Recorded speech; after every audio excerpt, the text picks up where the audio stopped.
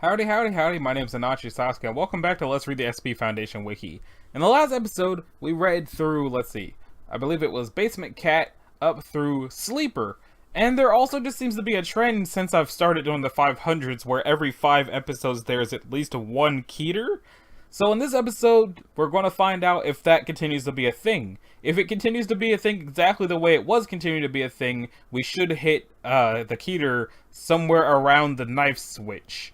So we're going to be starting this episode with an intelligent tank, and from there we're going to go, like I said, up through the knife switch. So let's check out that intelligent tank. It is safe. It's already on track to do the thing again. We're just going safety, safe, Keter. So, SP-516 may be kept in a standard secure vehicle garage. Routine vehicle maintenance should be carried out on a bi-weekly basis. 516 is not to be provided with fuel or ammunition except under controlled testing circumstance. Following Incident 516-1A, no personnel with a history of military service should be assigned to 516. Well, that sounds interesting. SP-516 is a standard Model T-55 main battle tank. Records indicate it was manufactured in 19-something at some place plant Kharkiv, Ukrainian SSR, and that it had a normal period of service in the armed forces of blank. It exhibits wear and tear consistent with its age. The only part of 516 which is known to exhibit anomalous properties is its main armament, presently a 100mm D10 tank gun, and turret assembly, from here designated as 516-1. However, as 1 has been replaced several times throughout 516's service life without any apparent effects, its anomalous properties seem to be inherent to 516. When loaded with compatible 100mm ammunition, I feel like it's probably not millimeter because tank, 1 exhibits a limited degree of autonomy. See that backwards. When an entity attempts to damage 516, 1 will track and fire on it if it is physically possible to neutralize the threat, regardless of whether 516 is crewed. It will not respond to threats outside its range or traverse, such as aircraft. This phenomenon only occurs if the entity possesses reasonable means to damage 516. For example, 1 will not fire on a person attempting to attack 516 with their fists. 1 may be operated manually, but is selective about its targets. In general, it will only permit its operator to fire on non-living targets, non-sapient biological targets, or armed humans. Under these circumstances, it will fire as a normal armament piece. If a target does not satisfy these conditions, essentially being an unarmed sapient being, 1 will jam. Attempts to prevent jamming through maintenance or parts replacement have failed. 516 appears to go to extra lengths to prevent injury to unarmed humans, deliberately placing shots from 1 to avoid collateral damage. When operated manually, 1 places a higher priority on preserving unarmed life than eliminating armed targets. It will jam if directed to fire upon a group of persons of which only some members are armed. It should be noted that none of 516's other armaments exhibit these properties and appear to be perfectly normal. 516 was brought to the attention of the Foundation in 2000-something when it was slated to be broken up for scrap. Due to a bureaucratic oversight, ammunition had not been removed from 1, causing it to open fire with blank casualties. The ensuing blank government investigation was noted by Foundation operatives, and it was thought worthwhile to take 516 into custody. Addendum 1. An upgrade to Euclid status is being considered in light of Incident 516-1A, as this leads credence to Dr. Blank's theory that the SCP may be sentient in some form. Additional security measures have been approved for 516's containment. And the synopsis of that incident was, during routine testing of 516, 1 immediately fired upon a group of unarmed personnel in range as soon as it was loaded with ammunition, leading to the death of 2 Class D personnel, 505 and 596, and 1 Foundation officer, Agent Blank. Subsequent investigation showed that D596, one of the casualties, had attained his D-Class status following a criminal conviction for treason against his native country, Blank. 596 previously held the English equivalent of rank of Sergeant in the Blank Armed Forces from which 516 was acquired. No other possible links to 516 with 596 or the other casualties have been found at this stage. This marks the first time 516 has attacked unarmed personnel. Further investigation and safety precautions are warranted. Now what's the testing log? Let's see. Cardboard cutout of a human. Fired manually, destroyed. 1 disposable dude, unarmed, no instructions. Fired manually, jammed. Disposable dude, given a steak knife, no instructions. Fired manually, jammed. Given a 9mm pistol, no instructions. Fired manually, target destroyed. Given a 9mm pistol and instructed to approach 516 and open fire. No activity, 1 fired manually, target destroyed.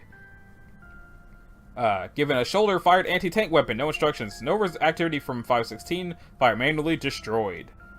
Given shoulder-fired anti-tank weapon, instructed to approach 516 and fire. 1 autonomously fired on target, target destroyed. Disposable dude, given shoulder-fired anti-tank weapon, placed in lead-lined box on trolley, instructed to approach and open fire. Autonomously fired on target as target bent to open box. Target destroyed. It appears 516 can detect both hostile intent and concealed weapons. Could be valuable as a security device. 2 disposable personnel handcuffed together. 455 given shoulder-fired anti-tank weapon, instructed to approach and fire. 1 autonomously fired approximately 50 meters to the right of 455. 455 killed by an 8 cm shrapnel wound to the head. 501 sustained minor injuries. Target, 2 disposable dudes handcuffed together, 2 kilograms of C4 plastic explosive strapped to 101, instructed to approach 516 and detonate explosive. 501 fitted with dead men switch to induce an explosion if 101 is killed. As Dr. Blank detailed instructions to 101, 516 data expunged.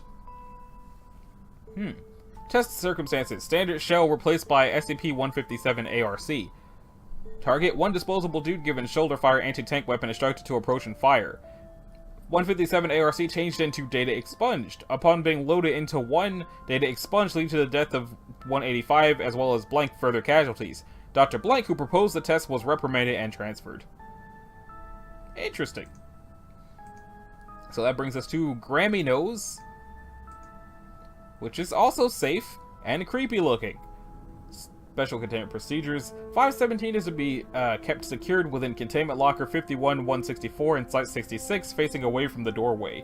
A thick sheet is to be draped over the item at all times. Testing is currently prohibited as the nature of the manifestation invariably causes a low-level containment breach.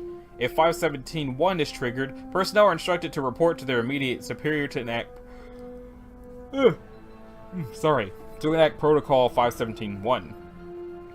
Now, is that in here or is it a separate file? Okay, separate file. As of Incident 517-1997-M, 517 is to be kept in a dedicated cell at all times.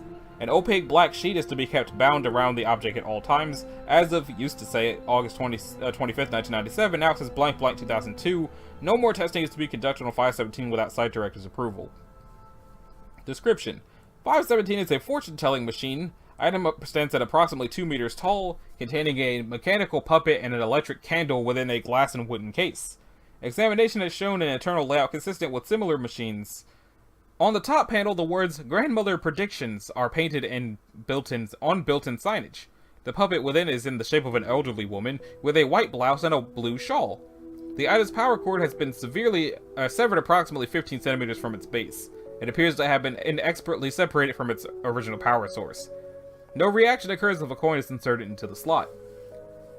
The item will energize automatically once an hour if an individual, hereafter the target, enters its field of vision. The puppet will turn to face directly at the target, dispense a fortune card from the slot on its front, and cease function. Process is fully mechanical, and item does not show signs of awareness. See addendum for a transcript of, for example, of fortunes. The individual who activated 517 will become the target of an entity or number of entities who will attack at 1:43 AM local time the following morning. The entity or entities, hereby SCP-517-1, appear as a varying number of long multi-jointed arms between 10 and 3 dozen, initially appearing from a single area. The arms seem to be completely corporeal and can apparently extend indefinitely. Entity will immediately rush towards and attempt to grab and capture the target or targets.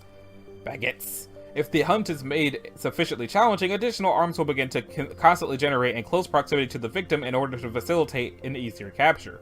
Here's a picture still from D3277's head-mounted video cameras during Test 517-34C, and was taken shortly before it destroyed the outer floodlights.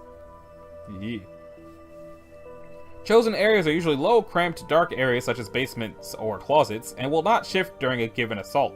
In all instances, targets have been captured, rapidly dragged into one's chosen area, and savagely beaten until sunrise. Entity has been documented reaching from the ventilation system of an office building, drawing a target into a drop ceiling, pulling a target under a bed, and drawing a target through a sewage grate.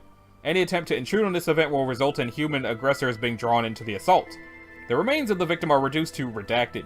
To date, there have been no survivors. If more than one individual activates the item in a span of a day, all will become targets of the following night's assault. One will appear from multiple areas while hunting multiple targets. However, due to the resultant chaos during the test, 34C, in which this was discovered, all measures are to be taken to avoid multiple activations. Remote viewing of the expected points of origin of one during tested revealed arms extending from points around corners and otherwise off-camera, eventually crowding out the video feed. Fragmented, unidentified human DNA has appeared in areas utilized by one. Ultimate origins are still currently unknown. Addendum. Samples from several fortunes as read by 517. How many times should someone be told to be good? Your mother raised you better than that. I'm sorry, but fair is fair. You should try to be good. You should try harder. Or you try to be good, you should try harder. Some people don't know how to be kind. You'll know soon enough, won't you? People who do terrible things deserve terrible things. You've brought this upon yourself, my dear. You'll find out soon enough, which seems to be a tale. Old Kansas Sector Part 4. You look like you've made some mistakes.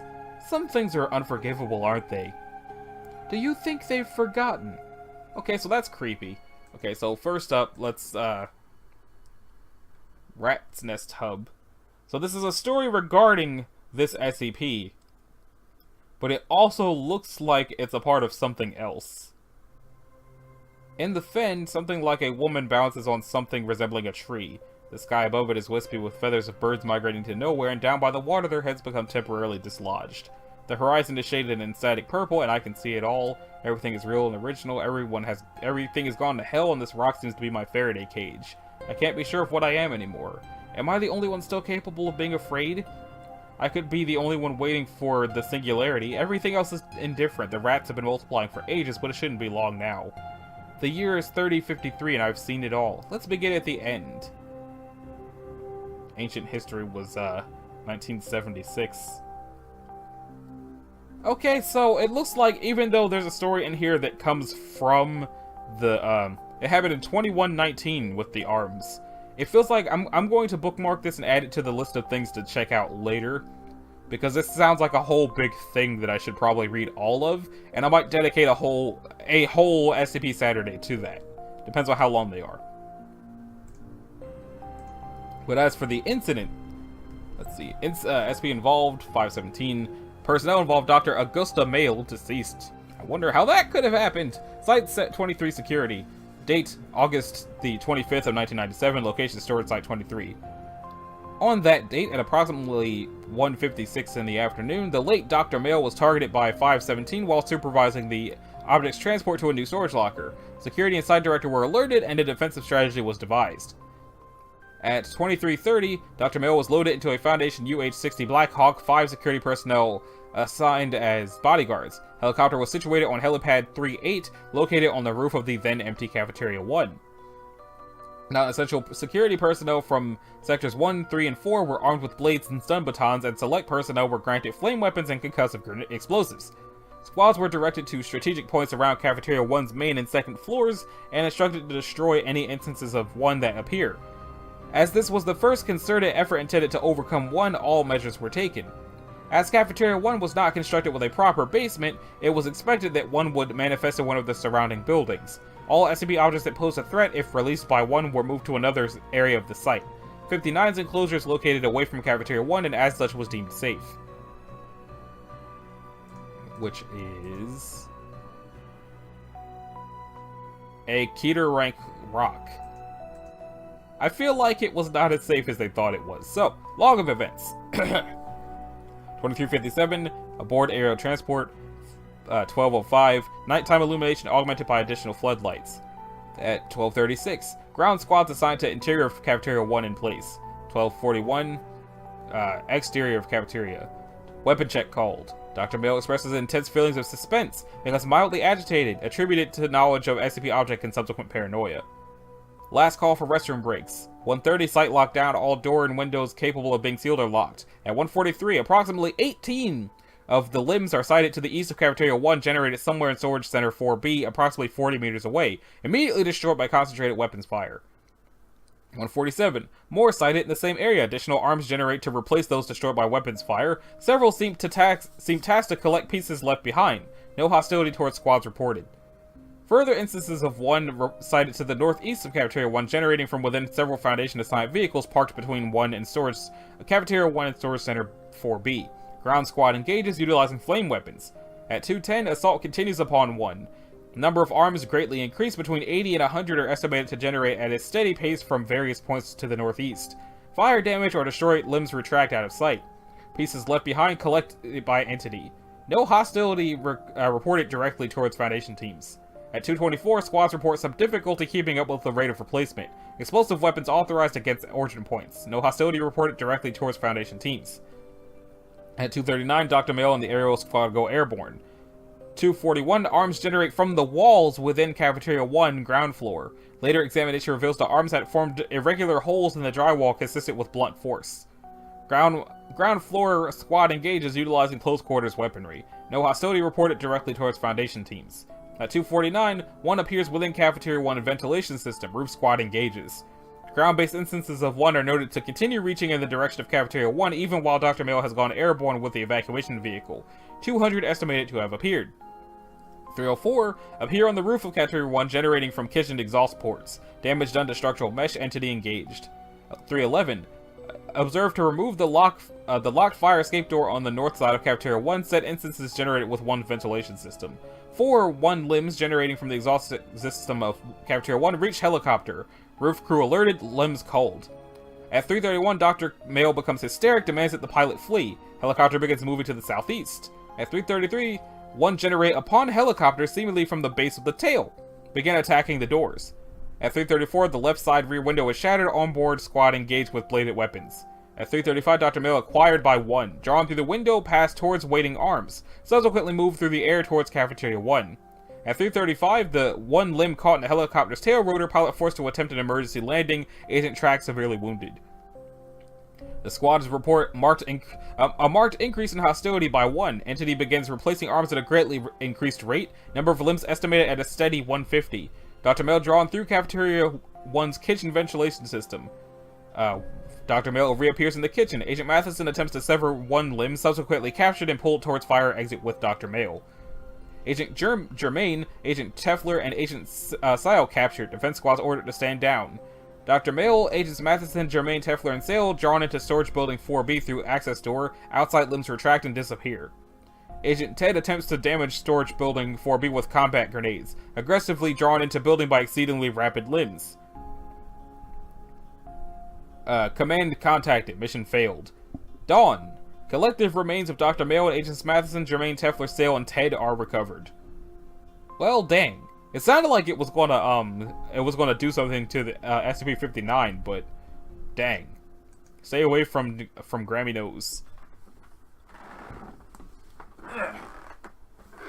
And now for the trans-informational tomb of Asa Rutledge. Or Rutledge. Rutledge? Probably Rutledge. Well, it's Euclid. It's not safe, so stepping up in the world. SCP-518 is to be monitored by a field research team consisting of at least 3 staff and 1 project lead, supplemented by 2 security staff. This team shall be based at Remote Observation Site 18, 3 kilometers from SCP-518. An automated security perimeter surrounding 518 is to be established and maintained. 1 physical copy of 1 is authorized to exist at any given time for the purposes of research. This copy is to be kept at all times in an opaque protective sleeve, sealed in a locked container and kept in Storage Locker 742 in Restricted Access Wing 1 of Site 93. 1 electronic copy is permitted to be accessible from authorized terminals at Site 93 and Remote Observation Site 18. Any unauthorized instances of 518-1 are discovered by Foundation personnel are to be destroyed immediately. Description: 518 is a localized anomalous phenomenon catalyzed by the dissemination and exposure of 1. 518 is currently a complex in a small valley consisting of 11 wooden structures in varying states of repair, designed and built in the style of structures common in newly settled areas of the American West during the mid-19th century. These structures are arranged in a manner inconsistent with an established settlement. Buildings are arranged in a roughly circular pattern, with no regard to road systems or natural topography. 1 structure is currently located on top of a creek. 518 is located in rural Deschutes County, Oregon, United States, in the vicinity of the Metolius River. I'm surprised they gave us an actual destination instead of a whole bunch of black bars and redactedness. SCP-518-1 is a short narrative first documented upon the initial exploration of 518. See Exploration Log 518-1. Is it even in here? Yes. Whenever 518-1 is read in its entirety by a sapient, comprehending individual, 518 undergoes spontaneous physical changes. In most cases, these changes entail the movement of structures in relation to each other, rearrangement of the interior features of these structures, and a small amount of subsidence in the immediate geographic vicinity of 518. In some cases, readings of 1 will cause new structures to appear, or existing structures to simply cease to exist. Research has determined that these physical changes occur either instantaneously or at speeds beyond the observational capability of current technology. The buildings that make up 518 superficially resemble commonly found structures of the region during the 1850s and 1860s. In addition to several houses, there are currently a barn, a 3-story hotel, and a sawmill. However, the interiors of these structures are atypical of traditional dwellings and establishments. Features such as walls, floors, and ceilings tend to be arbitrarily constructed. Houses have been observed to have rooms with no doors, no non-level floors, one dwelling is constructed with a floor at a 37-degree angle, ceilings of a height of 1 meter or less, etc. Furniture and household items typical of this period are also present but are arranged haphazardly. In several cases, chairs and beds have been observed nailed to walls and ceilings. Other buildings contain no features inside, while the barn merely covers an open shaft extending to a depth of 120 meters.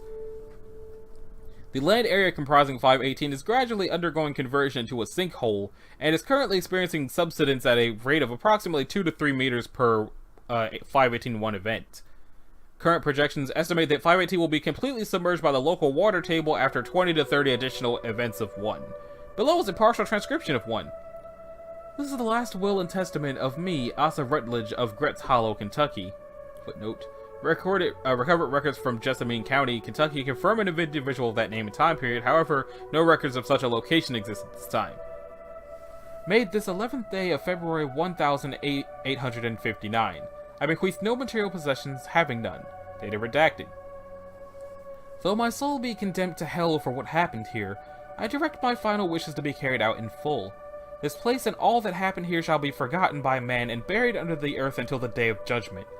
Though nothing is hidden from the Almighty, this being the only atonement I can now offer, it will thus. By the power left to me, which I pray is still sufficient to this task, let this testament be the means to conceal my shame, and let the tools of remembrance be turned to the act of forgetting. May Providence hasten the vanishings of this place from the earth. Since the establishment of containment, the Foundation has documented 15 spontaneous changes in the composition of 518 that can be reasonably traced to the reading of 1. Of these incidents, 13 have occurred under controlled research conditions. Now it's time for that log.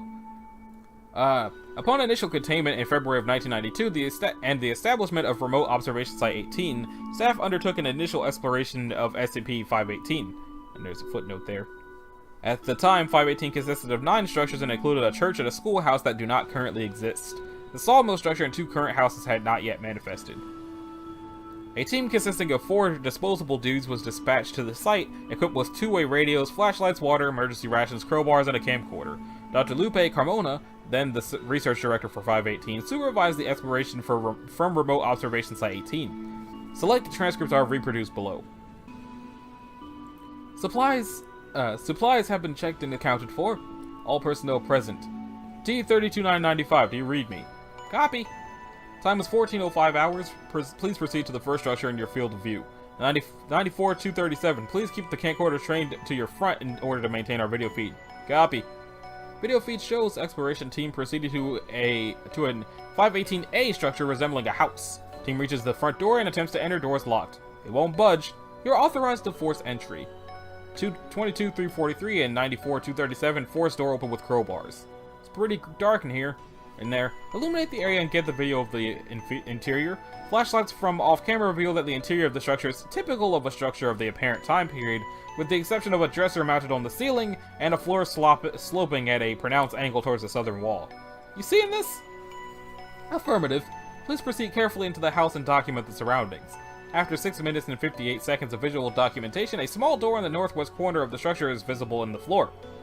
D448-983, please open the door in your field of view and document your findings. Copy. They open the hatch in the floor. All other exploration members illuminate the opening. A crawl space is revealed to be accessible through the hatch. 48,983 and 22,343, please proceed into the space in front of you. I don't know, man. I think please proceed into the space in front of you. Copy. They take the camcorder and their flashlights and go into the crawl space. All indications are that it is an ordinary crawl space until 22,343 pauses. You've stopped. Have you found anything? There's holes all over the place in here. Almost sprained my damn ankle. Please describe what you're seeing in detail. There's a bunch of little rectangular holes in the dirt here. About 50 centimeters or so long. Maybe a little bigger. Narrow. Is there anything in the holes? Hold on, let me take a look. What is that? 48,983 positions the camcorder over 22,343's shoulder. 48,983 appears to be handling an undetermined object while crouched over a hole. What are you handling? Please refrain from any unnecessary forensic contamination. It's nothing. There's nothing in any of these. I don't believe it's necessary to remind you of the terms of your... It's nothing. There's nothing in here. Please spend another few minutes documenting this space and then proceed to the next staging point. Video feed indicates that the floor of the crawl space is filled with dozens of holes corresponding to 22,343's description. They then rejoin the other exploration members without incident and leave the structure. Video feed is turned off until the exploration team reaches the church structure, then present at 518. Dr. Carmona orders the teams to proceed inside, where they discover an entirely empty structure. The exploration team documents the interior until 32,995 pauses at the southwestern wall. D32,995, do you have an observation? There's some writing on the wall over here. Hey, get that camcorder over here.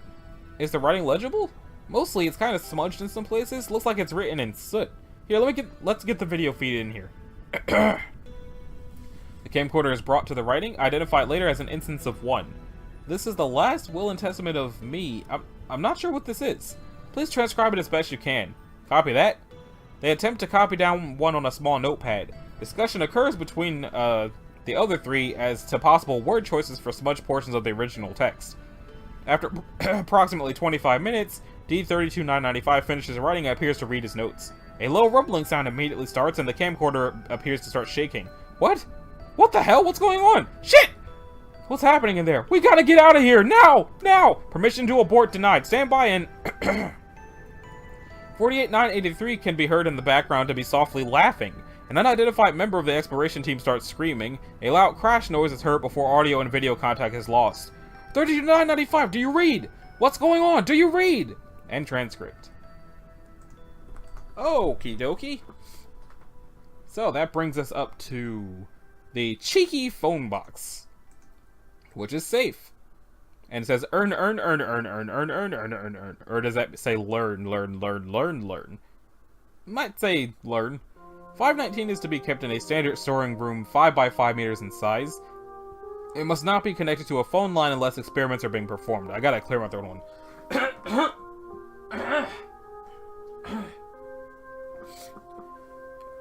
SCP-519 is a Model 7 Southwestern Bell phone box with heavy graffiti, serial number blah blah blah blah blah. Its displayed phone number matches that which it would have if it were in service. It was recovered from an abandoned mall in Blank, Missouri, following rumors of a talking telephone box. When the handset is lifted, the user is greeted, with variations according to season and time of day, by a voice asking for the correspondent's name or phone number. The voice is of indeterminate gender, though most users perceive it as belonging to the opposite gender. Dialing the desired number instead of speaking into the handset causes the voice to become petulant. Any person may be requested, as long as a phone connection to a phone dedicated to that person can be reasonably established. Phones called may include blacklisted numbers and similar phones that are not supposed to receive calls, etc., should that be the only phone used by that person on a regular basis. Once a number, with the exception of 1-800-911, etc., or person has been requested, the appropriate rate, which are accurate as of 19 blank when the mall was abandoned, will be demanded before further actions. Vocabulary and speech patterns of the voice vary greatly but appear to roughly match those of the user, with a few exceptions. During the entire conversation, the user will never directly hear the person they have called, instead having their speech reported by the voice. Conversations appear normal from the other end of the line, with speech addressed to the SCP not heard. What is heard, however, might not reflect the exact words used by the speaker. The voice will often comment profusely on the intent of either speakers and even mock the user in a devil angel on the shoulder fashion. Its overall personality varies from sarcastic and misleading in reporting to bubbly and ridiculously willing to trust the interlocutor. Interlocutor? Interrogating the voice itself makes it grow increasingly aggressive in its refusal to answer, always along the line of, "I'm only there to repeat what people say," until the conversation is cut and a busy line tone begins playing at deafening level. Hitting or damaging the box will lead to the same result, although it has displayed the ability to discern whether or not the speaker is responsible for such actions. Only well-defined reasons or numbers are accepted. Random or purposefully invented names will fail, but not, for example, reading a random name from a phone book. One can only request family members by relation rather than name. My mother, my cousin. And even if there are several possible, the intended recipient will be called. Requests such as "that girl I met yesterday," unless a number or name are known, will be sneered at by the voice. Requests for fictional characters will lead variously to the phone reaching actors who prominently played the character, homonyms, or the creator of the character. Calls can only be done to a phone line that can be described as normal for that person, such as a house phone, cell phone, or office work, although the line being blacklisted is not an impediment.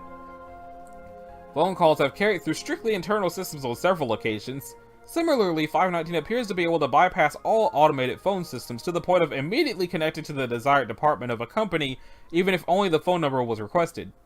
It is also able to connect to phones in locations where no signal should be able to reach. Addendum 1. When requested to call SCP-145, 519 retorted, "That line's occupied, dude. Always was," and refused to expound further. Which one was that?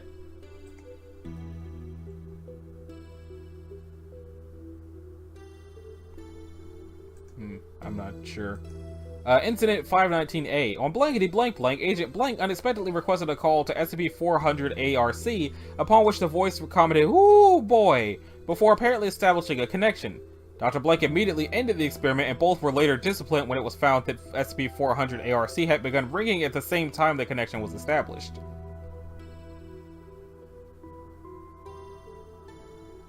Okay. And what's 400 ARC? This page is marked for deletion, however, because certain pages on the site depend on knowledge of this article, usually tales or supplements, it has been retained. The following articles/stories make reference to this page: Audio Log 18553 and SCP-519. For more information on archived SCPs, please check out the FAQ or the Archived SCPs hub. Oh, okay, so the ARC stands for Archived. SCP-400 Archived is contained in a standard 10x10 room made of white panel concrete.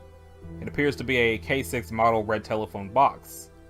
Addendum: in the wake of the Containment Area 23 incident, it is now stored data expunged. Document 1. Phone rings, guard enters the containment box, enters the phone box, answers the phone, gives his name, rank, security clearance, and asks for identification.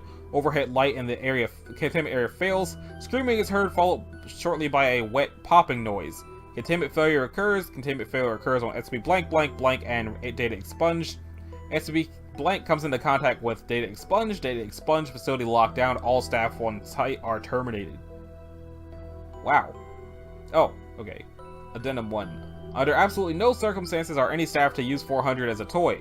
Making prank calls with this SCP is unacceptable. Attempts to call any kind of mythological figure, deity or otherwise will result in immediate termination if said call does not immediately terminate the caller. Due to several mishaps, use of it to contact the dead now requires the supervision of at least 2 individuals with a level 3 clearance. Any personnel exhibiting erratic behavior at these times are to be submitted for psychiatric evaluation. Under no circumstances are any staff to answer the phone if it rings. If the phone rings at any time, inform the doctor immediately. If Dr. Blank is unavailable, notify High Command on site and lock down containment area. Any staff, regardless of clearance, attempting to answer 400 without Dr. Blank's permission are to be immediately terminated. Those with level 3 clearance see document 1 for details. So what does it do? It functions like any phone, with the exception that if the operator dialed, the user only has to speak the name of the person who they're trying to reach, and they will be connected to them without fail. This effect seems to work even when the subject does not have a telephone nearby. Any abnormalities are to be reported to Dr. T somebody. Okay, so it just calls anybody no matter what. So it's kind of like 519, except much, much worse. And I guess when someone called it bad, what's the current SCP-400 then? The current SCP-400 is beautiful babies, but it used to be that phone. So that just brings us up to the knife switch. Will it be Keter? Nope, it's safe. Okay, so we broke that trend. Okay, so SCP-500 1 and 2 are to be stored in an inanimate item containment locker with standard positive action defenses. Each object's handle is to remain perpendicular to its base. The handles and contacts must be secured with sturdy clamps made of insulating material. Person of interest 520A and B are to remain in Foundation custody. As long as they do so voluntarily, they are to be accommodated comfortably without communications access. All electrical devices in each person of interest suite should be checked weekly for damage or modification. Should A or B agree to meet, they are permitted 1 hour of face-to-face or video conference time per week. It used to say, tests of 2 should be conducted using the smallest possible active zone setting.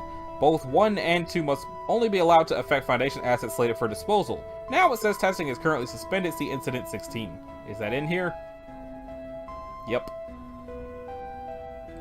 Description: 1 and 2 are large quadruple knife switches constructed from wood, ceramic, and copper. A single unlabeled dial is mounted in 2's base, and a 48-character LED display is connected across its input contacts with the insulated alligator clips. When connected to an electrical circuit, 1 does not function normally to break or complete the circuit to which it is connected. Instead, it splices itself briefly and remotely into the primary power circuit of 1 randomly selected electrical device within 10 meters. Moving the handle from the on to the off position breaks the power circuit, while moving it from off to on completes the circuit regardless of any other switches or current interrupters. Interruption or completion of the circuit is permanent. Wires are physically broken, fuses bypassed, and switches shorted out. The surface of metal connections formed or broken by 1 bears signs of extreme oxidation, often to a chemically implausible extent. 2 functions like 1, but its targets are selected randomly only from electronic devices inside its active zone that are members of its current selection class. The active zone's current radius is displayed on the left side of the LED display. It may be set to any value between 5 meters and 2,500 kilometers using the dial on the object's base. The selection class is a subset of electrical devices specified by a brief English phrase, see Addendum 6 for examples. The active selection class appears in the center of 1's LED display, with a counter of remaining activations on the right. Each class is applied to exactly 10 operations before a new one is chosen at random. If there are no members of the selection class inside the active zone, the counter does not decrement until a suitable device can be affected. Over 280 pages of assorted hard copy documentation were recovered with 520.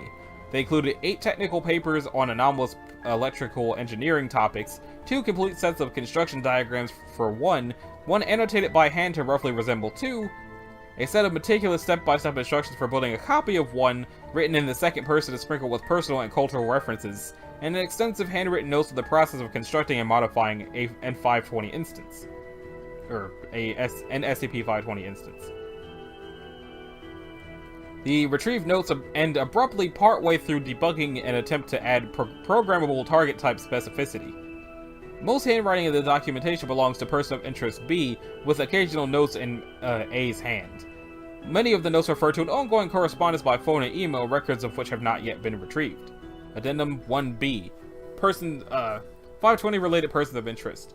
A is Sylvia Lynn, a 23-year-old human female formerly living in Syracuse, New York.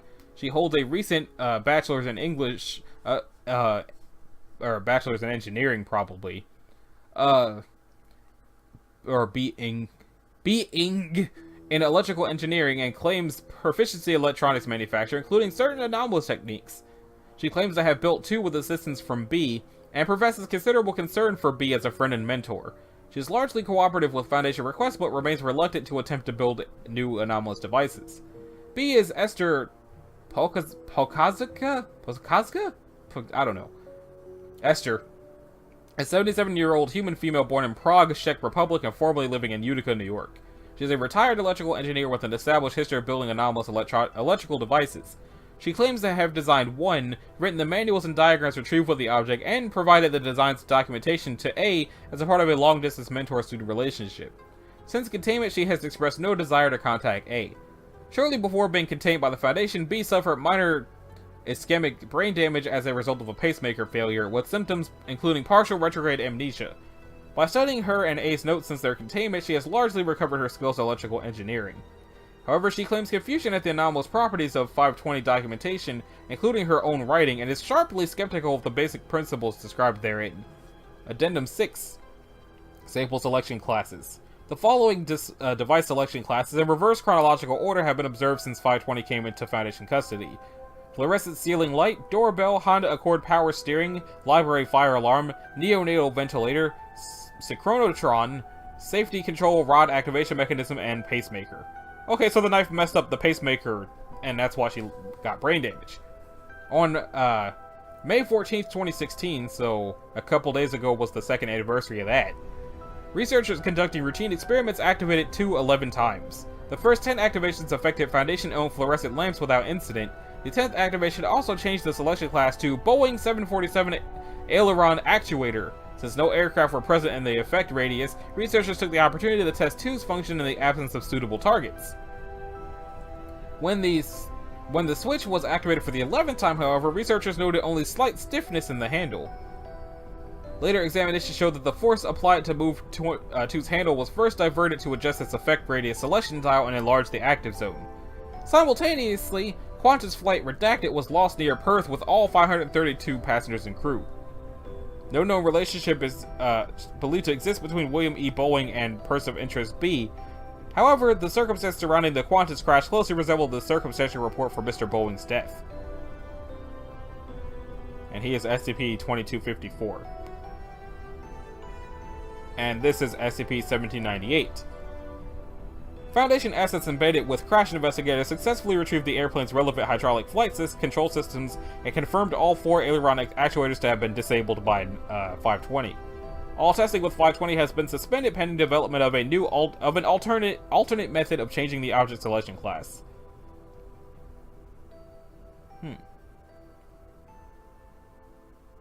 Interesting.